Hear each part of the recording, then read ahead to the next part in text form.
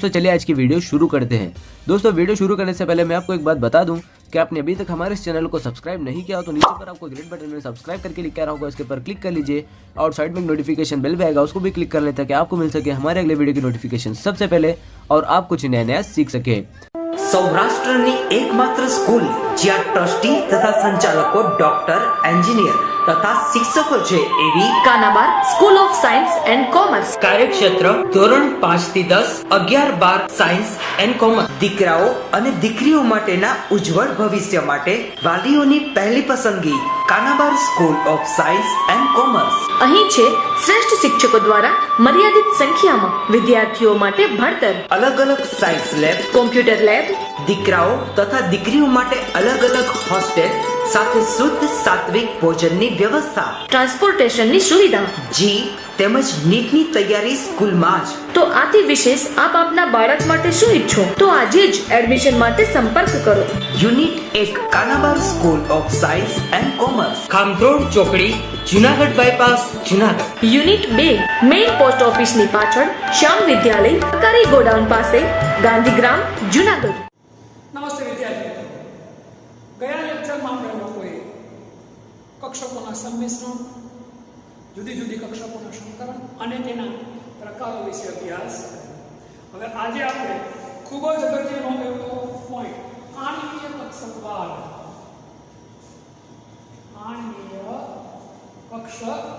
વિશે અભ્યાસ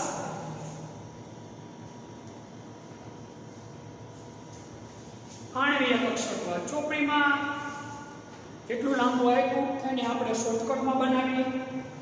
11મા અને 12મા ધોરણમાં કઈ રીતે ઉપયોગી સાબિત થઈ શકે એના વિશે આપણે આનો અભ્યાસ હવે તો આણ્વીય કક્ષકવાદ શું કહેવા માંગે એ આપણે હવે જોઈ લઈએ। તો ઈસવીસન 1932માં એફ હુન્ડ, કોણ તો કે ભાઈ એફ હુન્ડ અને આર એસ મુલિકન, કોણ તો કે આર એસ મુલિકન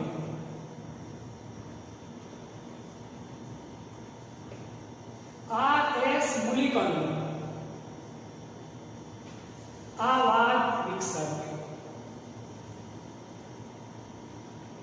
આ વાદને કયો વાત કહેવાય તો કે ભાઈ આણ્વીય કક્ષકવાદ। કયા વાત તરીકે ઓળખવામાં આવે? આણ્વીય કક્ષકવાદ તરીકે ઓળખવામાં આવે। હવે આ વાતની કેટલીક વિશિષ્ટ બાબતો છે આપણે જોઈ લઈએ।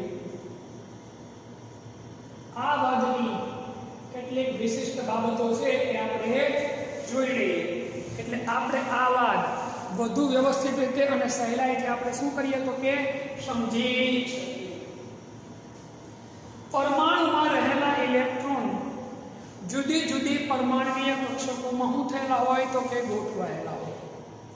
પરમાણુમાં રહેલા ઇલેક્ટ્રોન જેમ જુદી જુદી પરમાણ્વીય કક્ષકમાં ગોઠવાયેલા હોય એમ અણુમાં રહેલા ઇલેક્ટ્રોન જુદી જુદી આણ્વીય કક્ષકોમાં ગોઠવાયેલા। પરમાણુમાં રહેલા ઇલેક્ટ્રોન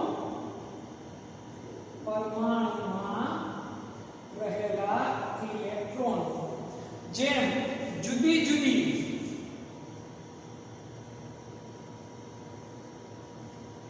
પરમાણ્વીય કક્ષકોમાં ગોઠવાયેલા હોય, જુદી જુદી પરમાણ્વીય કક્ષકોમાં ગોઠવાયેલા હોય તેમ અણુમાં રહેલા ઇલેક્ટ્રોન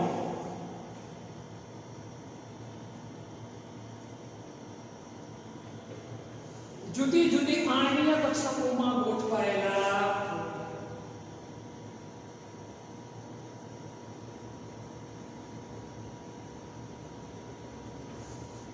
જુદી જુદી આણ્વીય કક્ષકોમાં ગોઠવાયેલા પરમાણુમાં રહેલા ઇલેક્ટ્રોન પરમાણ્વીય કક્ષકોમાં ગોઠવાયેલા હોય એવી જ રીતે અણુમાં રહેલા ઇલેક્ટ્રોન આણ્વીય કક્ષકોમાં ગોઠવાયેલા।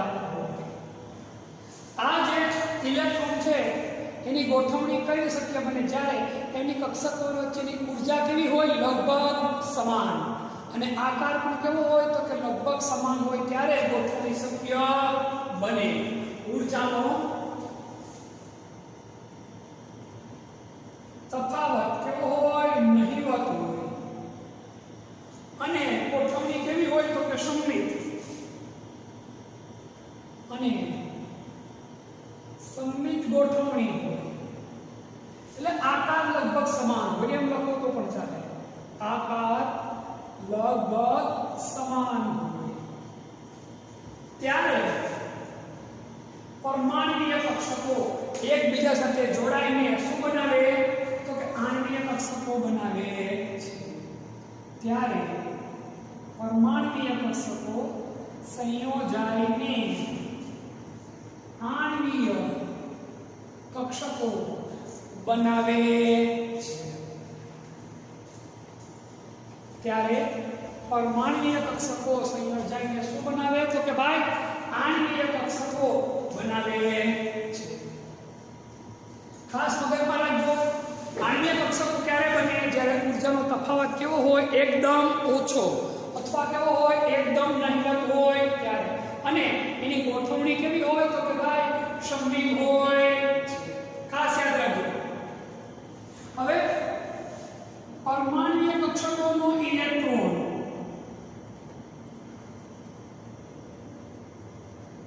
એક પરમાણુ કેન્દ્રથી એક પરમાણુના કેન્દ્રથી પરમાણ્વીય કક્ષકની વાત કરીએ.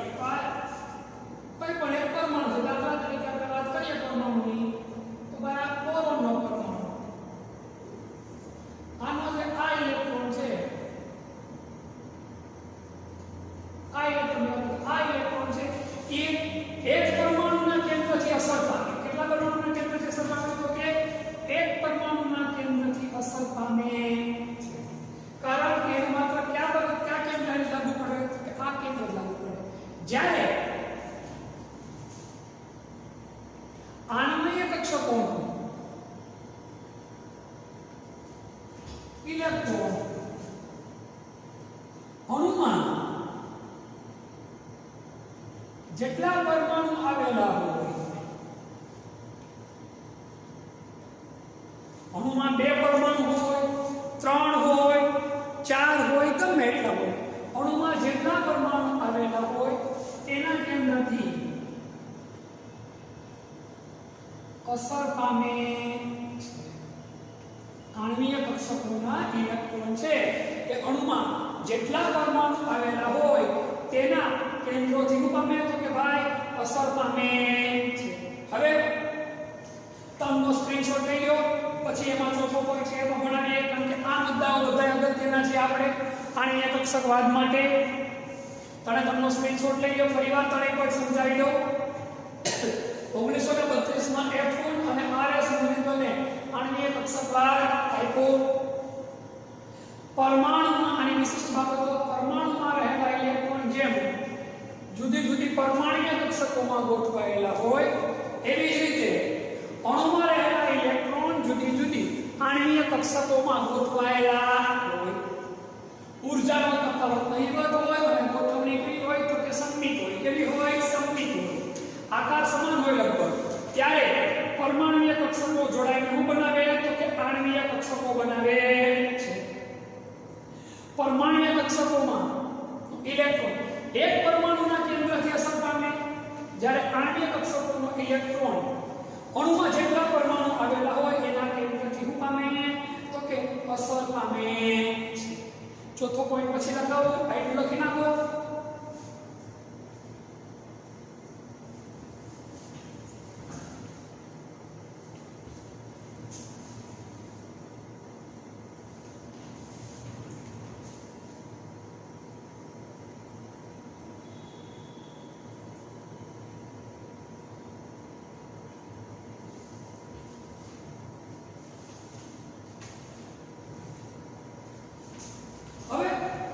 પરમાણુમાં જેટલી પરમાણ્વીય કક્ષકો હોય અણુમાં એટલી જ હોય તો કે ભાઈ આણ્વીય કક્ષકો હોય છે. પરમાણુમાં જેટલી પરમાણ્વીય કક્ષકો હોય અણુમાં એટલી શું હોય તો કે આણ્વીય કક્ષકો હોય છે. ખાસ યાદ રાખજો. એટલે કે આણ્વીય કક્ષકોની સંખ્યા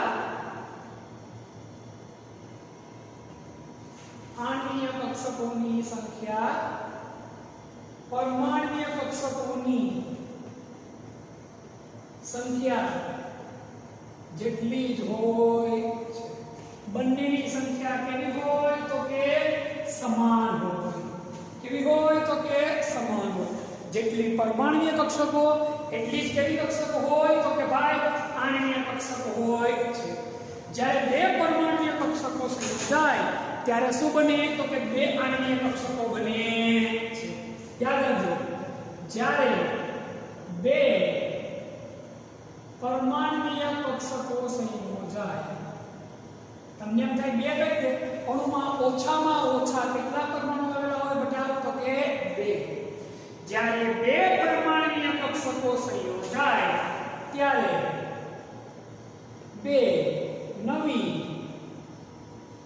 આણ્વીય કક્ષકો બને.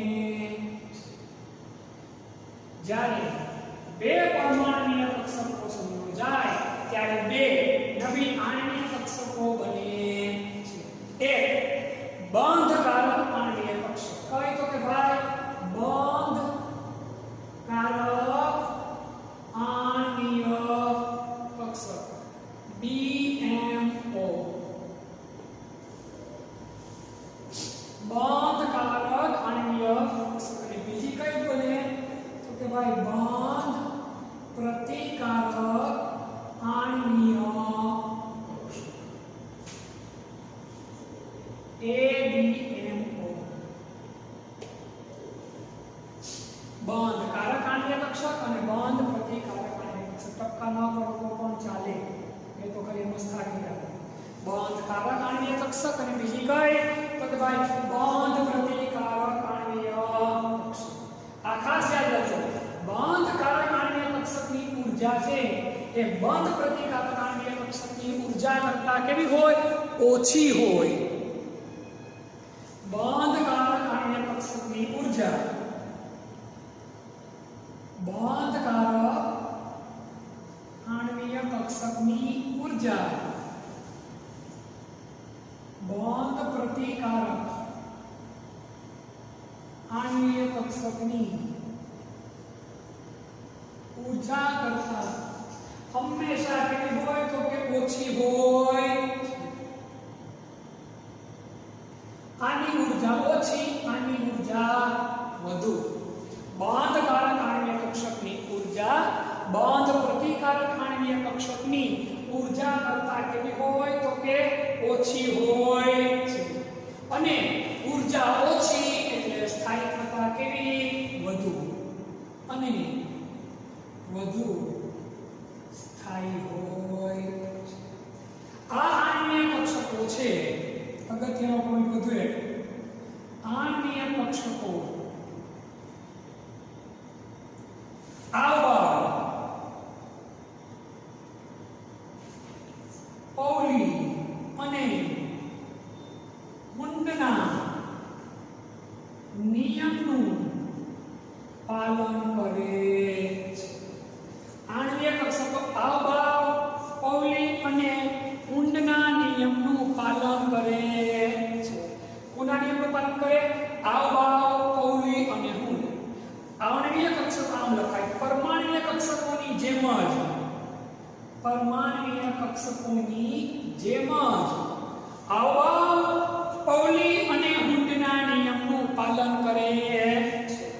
આણ્વીય કક્ષકો પરમાણ્વીય કક્ષકોની જેમ જ આવા પૌલી અને હુંડના નિયમનું પાલન કરે છે. ફરીવાર, આણ્વીય કક્ષકોની સંખ્યા પરમાણ્વીય કક્ષકોની સંખ્યા જેટલી જ હોય. જ્યારે બે પરમાણ્વીય કક્ષકો સંયોજાય ત્યારે બે નવી શું બને? આણ્વીય કક્ષક બને. એકને શું કહેવાય? બંધકારક આણ્વીય કક્ષક. બીજાને શું કહેવાય? બંધ પ્રતિકારક આણ્વીય કક્ષક. બંધકારક આણ્વીય કક્ષકની ઊર્જા બંધ પ્રતિકારક આણ્વીય કક્ષકની ઊર્જા કરતા કેવી હોય? ઓછી. ઊર્જા ઓછી એમ સ્થાયિત્વતા કેવી? વધુ. અગત્યનો પોઈન્ટ છે, આણ્વીય કક્ષકો પરમાણ્વીય કક્ષકોની જેમ જ અવભાવ, પૌલી અને હુંડના નિયમનું પાલન કરે છે. આ ખૂબ જ અગત્યની બાબતો હતી. હજી થોડું આમાં વિસ્તૃતીકરણથી આપણે હજી અભ્યાસ વધારે કરીએ. સ્ક્રીનશોટ લઈ લેવાનો.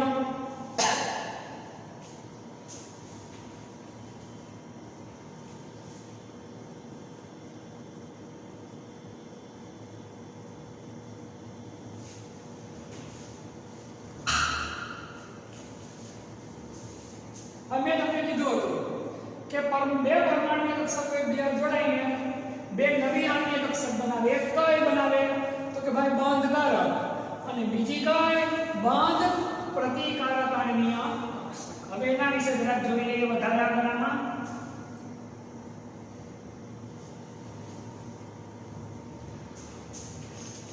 એકદમ સહેલું પડશે, ખાલી આ નિયમો તમે જોઈ લો અત્યારે. કઈ રીતે આમાં શું આવે એ તો હું તમને સમજાવીશ આગળ, એટલે તમને તરત જ આવડી જશે. હવે પરમાણ્વીય કક્ષકો છે એના સરવાળાથી, પરમાણ્વીય કક્ષકોના સરવાળાથી, પરમાણ્વીય કક્ષકોના સરવાળાથી બંધકારક આણ્વીય કક્ષક બને. પરમાણ્વીય કક્ષકોના સરવાળાથી શું બને? બંધકારક આણ્વીય કક્ષક. Sigma is equal to sin A plus sin B. બે અલગ અલગ પરમાણુઓ છે, એની બંધકારક આણ્વીય કક્ષક છે, એનો સરવાળો કરો તમે. બે પરમાણ્વીય કક્ષકોનો સરવાળો કરો એટલે તમને શું મળ્યું? બંધકારક આણ્વીય કક્ષક. પરમાણ્વીય કક્ષકોની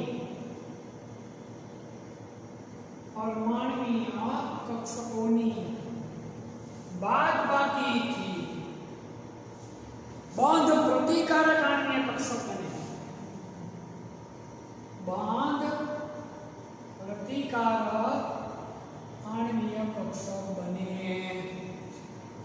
પરમાણ્વીય કક્ષકોની હું તો કે ભાઈ બાદબાકીથી sigma star pi star A minus pi star B.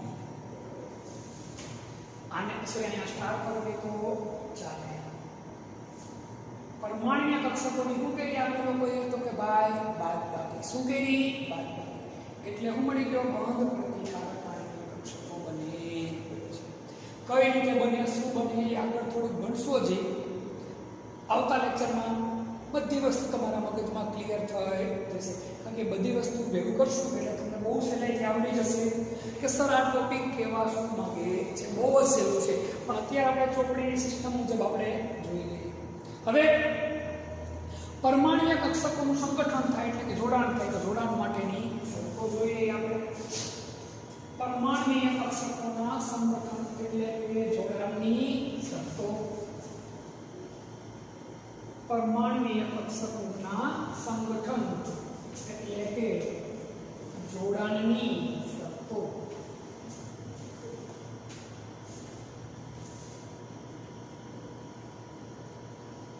પરમાણ્વીય કક્ષકોના સંગઠન અથવા તો જોડાણની શરતો.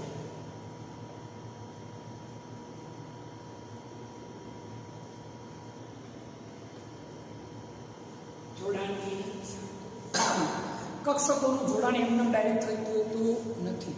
જોડાણ માટે કેટલીક શરતો છે. આપણે જે શરતો ભણી ગયા એ જ શરતો આમાં છે, એમાં કાંઈ નવું કશું નથી. પહેલી શરત, ઊર્જા લગભગ કેવી હોવી જોઈએ તો કે ભાઈ ઊર્જા લગભગ સમાન હોવી જોઈએ, અથવા તો ઊર્જાનો તફાવત કેવો હોવો જોઈએ? નહીવત હોવો જોઈએ. ગમે તે બોલશો જવાબ એક સરખો જ બનશે. દાખલા તરીકે વાત કરીએ એક જ પરમાણુ માટે.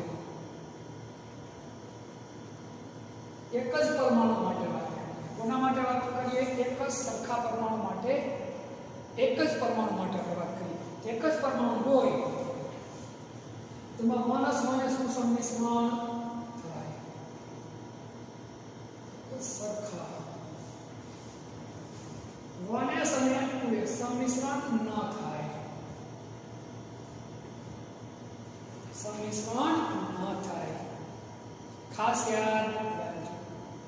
એક જ પરમાણુ માટે આપણા કોઈ ચાલે સરખાની એક જ પરમાણુ માટે 1s1s નું સંમિશ્રણ શક્ય છે, 1s2s નું સંમિશ્રણ શક્ય નથી. હવે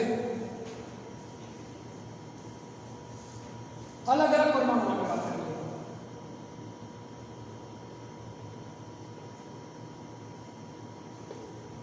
એક પરમાણુની 1s અને બીજા પરમાણુની 2s.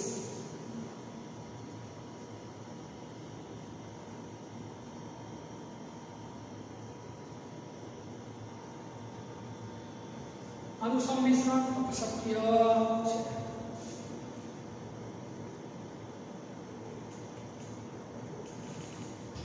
સંમિશ્રણ થાય અને આગળ સંમિશ્રણ થાય, સંમિશ્રણ થાય નહીં. આ ખાસ વાત મગજમાં આપણે ઉતારવાની. બીજી શરત આપણે લોકો કીધું અક્ષ ઉપર સમાન રીતે સમમિતિ હોવી જોઈએ, એટલે કે આકાર લગભગ કેવો હોવો જોઈએ, તો કે ભાઈ સમાન હોવો જોઈએ. અક્ષ પર સમાન સમમિતિ હોવી, એટલે કે આકાર લગભગ કેવો હોવો જોઈએ, સમાન હોવો જોઈએ. આપણે આટલું લાંબુને શોર્ટકટમાં જેટલું કીધું એટલું યાદ રહે તોય તમને કાંઈ ભૂલ પડશે નહીં. એક પરમાણુની pz,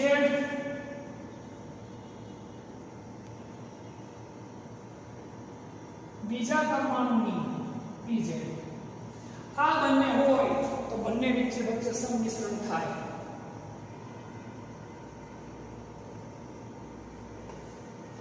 એક પરમાણુની pz અને બીજા પરમાણુની px કે py ગમે તે તમે લો તો સંમિશ્રણ શક્ય નથી. સંમિશ્રણ શક્ય જ નથી. આ ખાસ વાત મગજમાં રાખવું જોઈએ. અને ત્રીજી અને અગત્યની શરત કક્ષકોનું, કોનું, તો કે ભાઈ કક્ષકોનું વધુમાં વધુ માત્રામાં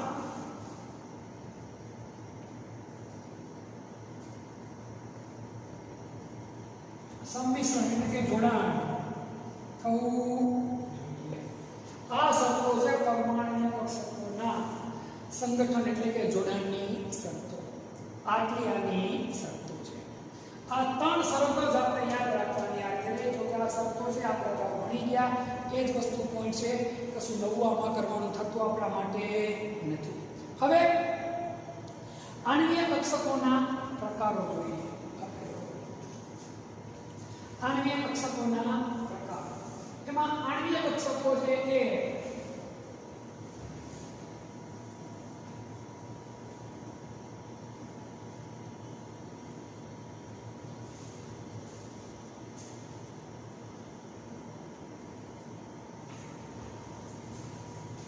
આણ્વીય કક્ષકોના શું જોઈએ તો કે આપણે પ્રકાર, તો કે આણ્વીય કક્ષકો છે એ સિગ્મા, પાઈ અને ડેલ્ટા તરીકે દર્શાવવામાં આવે. એ ત્રણ પ્રકારે દર્શાવવામાં આવે. આણ્વીય કક્ષકોને સિગ્મા, પાઈ અને ત્રીજું કયું તો કે ભાઈ ડેલ્ટા. ક્યુ? ડેલ્ટા. ડેલ્ટા અથવા થીટા તરીકે દર્શાવવામાં આવે છે. આપણા માટે અભ્યાસ માટે આ બે જ વસ્તુઓ તેની સાબિત થશે 11-12 સુધી. આથી આગળ લગભગ આપણે જવાનું થશે નહીં. એટલે આ બે પ્રકારો વિશે જ આપણે અભ્યાસ કરવાનો. હવે જે સૌથી અગત્યની બાબત આ ટોપિકની કે ભાઈ આણ્વીય કક્ષકોનું શક્તિ સ્તર એ આપણે જો આણ્વીય કક્ષકોનું શક્તિ સ્તર આવડે તો તમને બધું જ બહુ જ સહેલો પડશે. આણ્વીય કક્ષકોનો શક્તિ સ્તર એ સૌથી અગત્યનું આ ચેપ્ટર. આણ્વીય કક્ષકોનો શક્તિ સ્તર.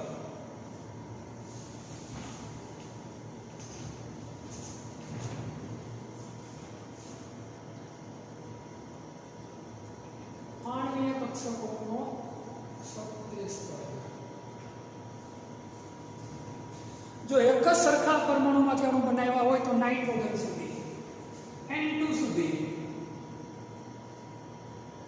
અથવા તો 14 ઇલેક્ટ્રોન હોય ત્યાં સુધી. ક્યાં સુધી તમને લોકોને વાત કરું? 14 ઇલેક્ટ્રોન સુધી.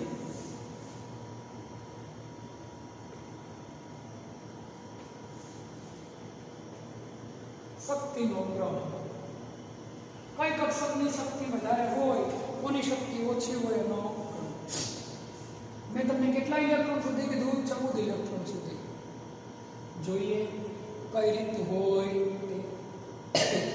તો સૌથી ઓછો કોની ઉર્જા હોય તો કે સિગ્મા 1s ની. કોની? સિગ્મા 1s ની. એથી વધુ ઉર્જા કોની હોય તો કે સિગ્મા સ્ટાર 1. આ ઉપર સ્ટાર નો શું? બંધ પ્રતિકાર. બંધ પ્રતિકાર. ઉપર સ્ટાર ન હોય તો બંધકાર, ઉપર સ્ટાર હોય તો બંધ પ્રતિકાર. એનાથી વધુ ઉર્જા કોની હોય? Sigma 2s. એથી વધુ ઉર્જા કોની હોય? Sigma star 2s. આ કક્ષકો છે 1s 2s 2p. બસ એ કક્ષકો છે. p કક્ષકના 3 પ્રકાર પડે. કેટલા પ્રકાર પડે? 3. ક્યાં? px py અને pz. એમાં px અને py બેની ઉર્જા સમાન હોય પણ pz ની ઉર્જા કેવી હોય તો કે થોડી જુદી. એટલે ક્રમમાં શું આવે તો કે બદલે. અત્યારે આપણે માત્ર કેટલા ઇલેક્ટ્રોન સુધીનો અભ્યાસ કરીએ તો કે 14 ઇલેક્ટ્રોન સુધીનો. પોઈન્ટ થોડોક ટફ બનશે પણ મગજમાં રાખજો. સૌથી ઓછો ઉર્જાનો ક્રમ કોનો? તો કે સિગ્મા 1s. સિગ્મા 1s નો અર્થ શું બતાવ? તો કે બંધકારક 1s કક્ષક. એના કરતાં વધુ ઉર્જા કોની હોય? Sigma star 1s. એટલે બંધ પ્રતિકારક 1s. પછી સિગ્મા 2s, પછી સિગ્મા સ્ટાર 2s, પછી પાઈ ટુ px બરાબર પાઈ ટુ py. આ બેની ઉર્જા કેવી હોય તો કે ભાઈ સમાન. કેવી હોય? સમાન. પછી તો કે ભાઈ સિગ્મા 2pz. કારણ કે p કક્ષકની પેટા કક્ષકો કેટલી હોય? 3. x y અને z. અહીંયા હું શબ્દ લખ્યો સિગ્મા 2pz. પછી એનાથી વધુ ઉર્જા કોની આવે તો કે ભાઈ પાઈ સ્ટાર 2px બરાબર પાઈ સ્ટાર 2py. કોણ? તો કે ભાઈ પાઈ સ્ટાર 2px બરાબર પાઈ સ્ટાર 2py. અને એથી વધુ ઉર્જા કોની આવશે તો કે સિગ્મા સ્ટાર 2pz. કોની? Sigma star 2pz. એટલે બેટા પહેલો ઇલેક્ટ્રોન હોય, પહેલા 2 ઇલેક્ટ્રોન આમાં ગોઠવાય, પછીના 2 ઇલેક્ટ્રોન હોય આમાં ગોઠવાય. 2 પરમાણુ ભેગા કરો ત્યારે. પછીના 2 ઇલેક્ટ્રોન હોય આમાં ગોઠવાય, પછીના 2 ઇલેક્ટ્રોન હોય આમાં ગોઠવાય, પછીના જે 4 ઇલેક્ટ્રોન હોય આમાં ગોઠવાય, પછી આમાં ગોઠવાય, પછી આમાં ગોઠવાય, છેલ્લે આમાં ગોઠવાય. આ મેં તમને ક્યાં સુધી વાત કરી? નાઇટ્રોજન સુધી. જો બહુ સહેલું છે, તમને સમજાવું. દાખલા તરીકે તમને પરીક્ષામાં પૂછે કે ભાઈ H2 નો આણ્વીય સ્તરનો આણ્વીય શક્તિ સ્તરનો આલેખ બનાવો. કોનો? તો કે H2 નો. તો જો બેટા આપણે આમ જ કરવાનું હોય. અહીંયા હું મૂકી દીધો તો કે હાઇડ્રોજન. અહીંયા હું મૂકો હાઇડ્રોજન. એમાં કેટલા ઇલેક્ટ્રોન છે તો કે 1s. કેટલા ઇલેક્ટ્રોન છે તો કે હવે ફરીથી આપણે જોડાણ કરી નામ.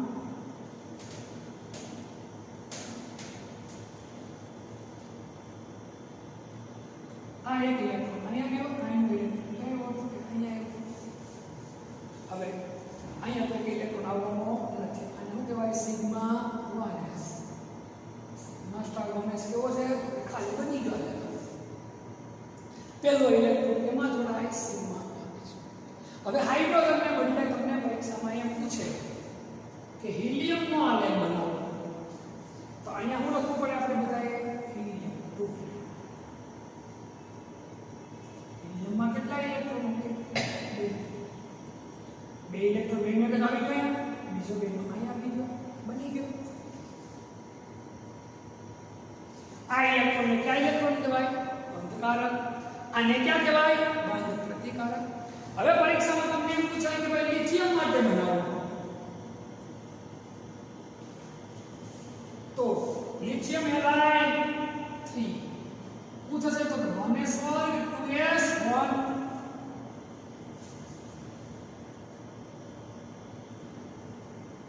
એની 2s કક્ષકમાં કેટલા ઇલેક્ટ્રોન છે? એક એક ઇલેક્ટ્રોન છે. સેમ આ રીતે પાછું થશે. એક અહીંથી અને એક અહીંથી.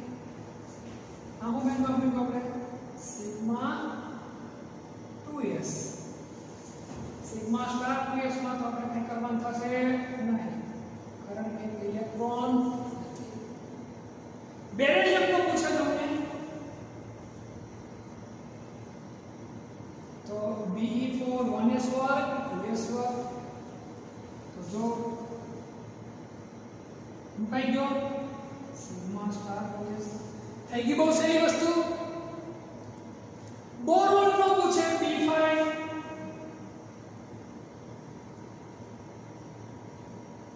1s1 2s1 2p1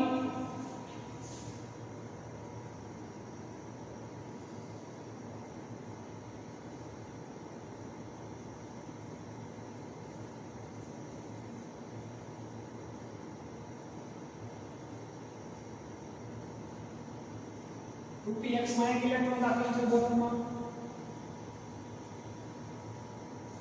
તો જો બોરોન માટે શું થશે? તો કે આમ થશે.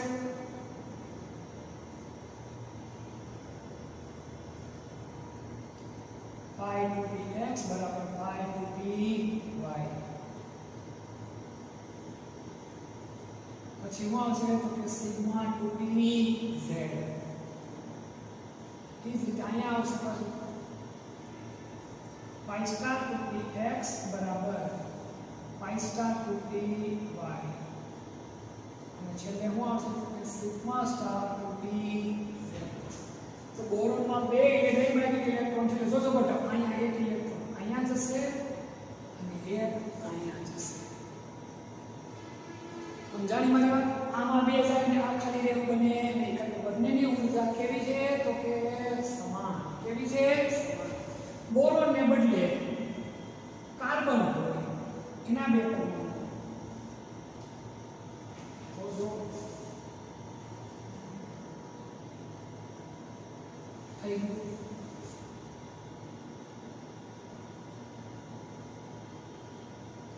એને બદલે નાઇટ્રોજન હોય N7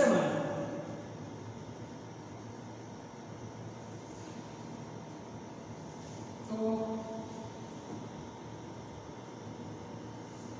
થઈ ગયું.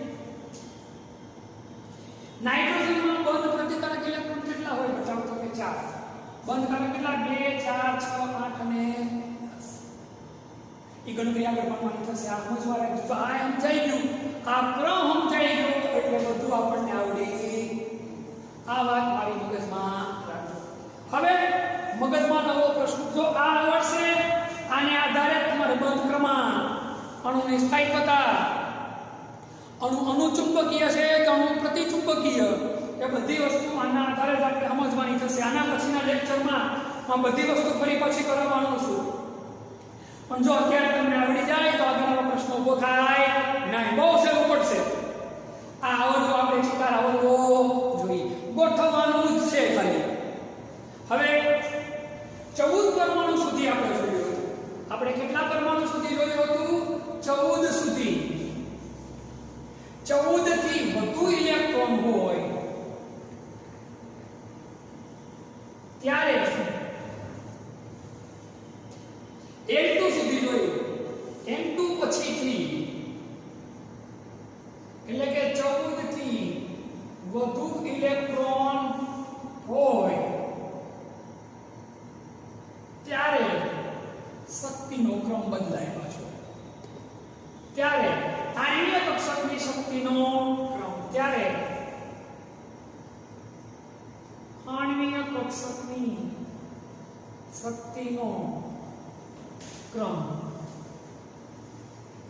ત્યારે આણ્વીય કક્ષકની શક્તિનો ક્રમ આપણે લોકો જોઈએ.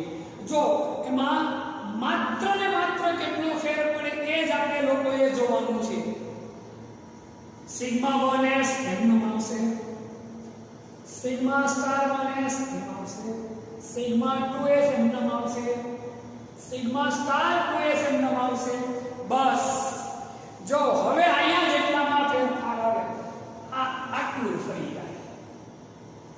માત્ર કેટલું ફર પડે બતાવો તો કે આટલો જ. પછી શું આવશે તો કે સિગ્મા 2pz, પછી શું આવશે pi 2px is equal to pi 2py. પછી પાછું એ જ ક્રમ pi star 2px is equal to pi star 2py ને પછી શું આવશે તો કે સિગ્મા સ્ટાર 2pz. માત્ર ને માત્ર ફરક કેટલો તો કે આટલો જ. કેટલો તો કે આટલો જ. આથી વિશેષ ફરક કોઈ જગ્યા પર આવતો નથી. એટલે આ ક્રમ આપણને લોકોને ખાસ આવડવો જ જોઈએ.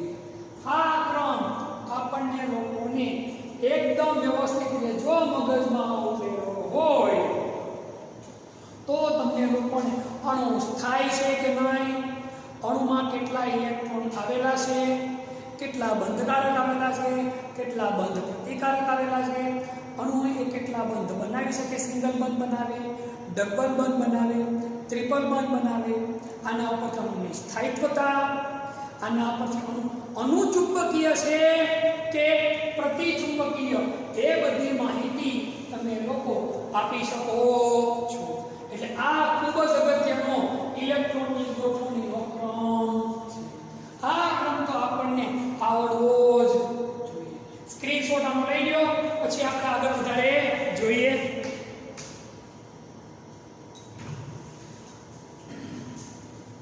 હવે મેં તમને 1 થી 14 ઇલેક્ટ્રોન સુધીનો ક્રમ મેં તમને સમજાવ્યો હતો, એનો આધારિત ચિત્ર આલેખ્યો.